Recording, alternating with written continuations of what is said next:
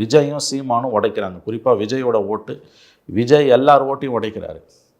அதனால் இந்த எலெக்ஷனை இன்றைக்கி கணிப்பது மிக மிக மிக கடினம். ஒரு தியரி ரொம்ப விஷயம் தெரிஞ்சவங்க சொல்கிறது, for the first time Tamil Nadu assembly தொங்கு சட்டமன்றமாக வரப்போகுது. இல்லை சார், யாருக்கும் மெஜாரிட்டி இல்லாமல் அந்த வாய்ப்பு அதிகம். ஏன்னா எல்லா தரப்புலையும் ஓட்டு உடையுது. கன்சாலிடேட்டடாக யாருக்குமே ஓட் பேங்க் கிடையாது. விஜய் வந்து ஸ்பாயில்ஸ் போட்டாக இருக்கார். விஜய் திமுக ஓட்டையும் உடைக்கிறார். திமுககாரங்க வெளிப்படையாக வெளியில் பேசும்போது எங்களுக்கு எதிரான ஓட்டை தான் அவர் உடைக்கிறாருன்னு அவங்களே சமாதானப்படுத்திக்கிறாங்க. இல்லை, அவர் திமுக எதிர் ஓட்டை மட்டும் உடைக்கல, திமுக ஓட்டையும் உடைக்கிறார். அப்போ அது எந்த பக்கம் போகும்னு யாருக்குமே தெரியாது. என்ன இருந்தாலும் இன்னும் 1 இயர் இருக்குங்க. அதனால் இதை வந்து இப்போ பேசுகிறதே பொருளற்றதுன்னு தான் நான் பார்க்குறேன். யார் ஜெயிப்பா யார் தோப்பான்னு பேசுறது இன்றைய தேதியில் பொருளற்றது. நம்ம ஜெயிக்க தோற்கிறத தாண்டி இன்னைக்கு பலமாக இருக்கிறது யாருன்ற பார்வையில் மட்டும் இன்றைக்கு பலமாக திமுக கூட்டணி தான் இருக்குது. இன்றைக்கு பலமாக இன்னைக்கு தேர்தல் வந்ததுன்னா திமுக கூட்டணி ஆட்சியை தக்க வைத்துக் கொள்ளும்.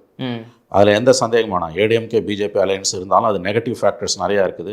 கீழே எவ்வளோ தூரம் ஜெல்லாவும் தெரியல. பல இடங்களில் ஏடிஎம் வரலாறுல வேற மாதிரி இருக்கு சார். ஹிஸ்ட்ரி எடுத்தோம்னா திமுக தொடர்ந்து 2 முறை இல்லை, அதெல்லாம் வரலாறு. நமக்கு பிடிச்ச மாதிரி தான் ஒரு பதில் கிடைக்கணும்னு நம்ம நினச்சோன்னா அது கிடைக்காது. அது முதல்ல புரிஞ்சுக்கோங்க.